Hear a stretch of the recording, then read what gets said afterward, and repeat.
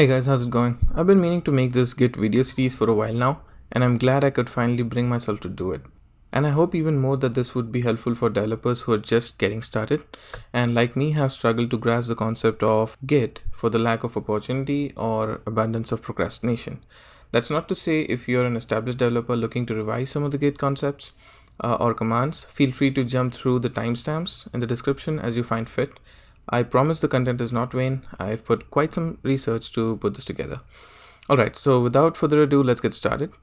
We'll take a look at a few slides, nothing too theoretical, but just to get the fundamental understanding in place. And assuming that this is the first time you've come across Git, let's start with what it really is. You can always find the definition on their official docs, but breaking it down, here's what the creators claim it is. A version control system, which obviously hints to say that software people, dev, QA, ops, and such, can use this to manage versions or maintain the history, or rather collaborative history, of how the software used to be. Much like you marking your height every year on the kitchen door as a kid, only a little more sophisticated than that. It is also open source, meaning the Git source code itself is available for anyone's perusal or application under one or more freeware licenses.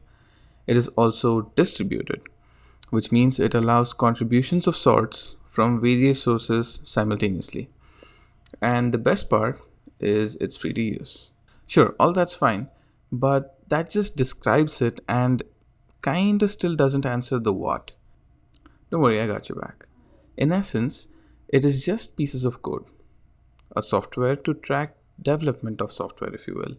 One would say that's kind of intuitive. What's so special about this? Stay with me for a second. Now, I'm proud of how I'm about to articulate this next point. Hear me out. Git is a software of code ledger that enforces a certain mechanism which respects a safe publish protocol, otherwise known as the commit and push workflow. Alright, now we're getting somewhere. It also is a collaboration tool. And lastly, if you are to work in a team and on the same code base, it damn well sure isn't less than a blessing. If you ask any experienced developer out there, we all come to realize it along the way. That said, if there is any aspect you think needs a little more context or is not very clear, I'm positive that your understanding will mature along the video, so just stay the course. Alright, now let's move along a little faster so we could get to actually checking this out in action. As a fundamental need for purpose, we have to know why this is used. Couldn't we do without it? Sure, there are other version control software such as SVN, Mercurial, CVS, and while they have their own perks, most benefits we get from them are the same.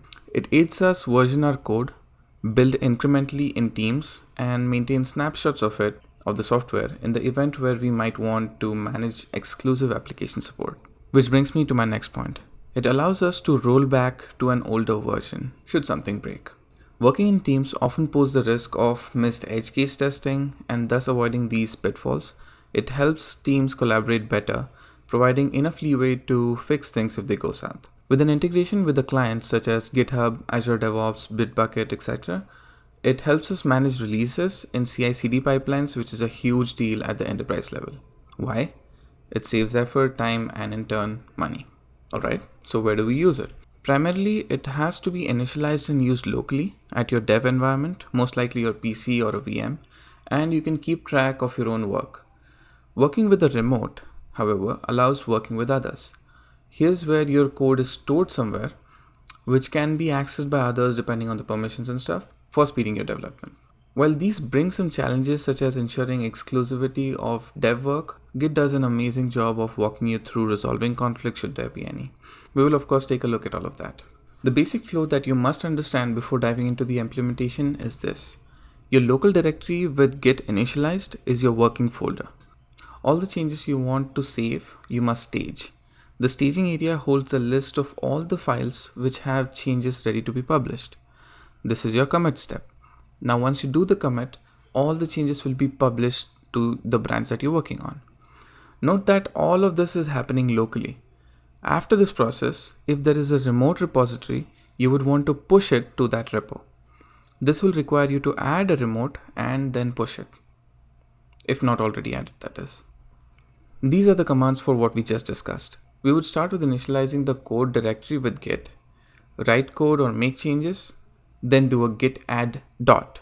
If you do a dot, that would stage all the files or all the changes that you've made in your entire working directory. Or if you just want to commit changes from a particular file, you would just specify the file name there. Next, once it's staged, we'll commit it with a message. We can check the status along the way, and finally, with the remote, we may then push the code for merging with the destination branch. Now, obviously, these aren't all there is to know, but this sure is enough to get by. So what are we missing before we can actually start working in a professional team? These points here are all you need to be industry ready. Working with the remote, also technically termed as an upstream, how to resolve conflicts, working with branches, working with pull requests, and careful merging of your changes in the destination branch. Now that involves a review process, and you would learn that as a part of your onboarding process, but in the general sense, the approach would be the same. We'll check out every single one of these concepts in this series, so stay tuned and I'll see you in the next video. Thanks for watching.